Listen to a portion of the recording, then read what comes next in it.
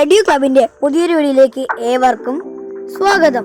Thyroxine എന്ന ഹോർമോണിൽ അടങ്ങിയിരിക്കുന്ന മൂലകം അയോഡിൻ, ടാൽക്കം പൗഡറിന്റെ പ്രധാന ഘടകം സിങ്ക് ഓക്സൈഡ്, ഏറ്റവും ശുദ്ധമായ ഇരുമ്പ് റോഡ് അയൺ, ത്വക്ക് അടങ്ങിയിരിക്കുന്ന വർണ്ണവസ്തു മെലാനിൻ, ഗ്ലാസിൽ അടങ്ങിയിരിക്കുന്ന പ്രധാന വസ്തു സിലിക്, പഴങ്ങൾ പാകമാകാൻ സഹായിക്കുന്ന ഹോർമോൺ എത്തിലിൻ.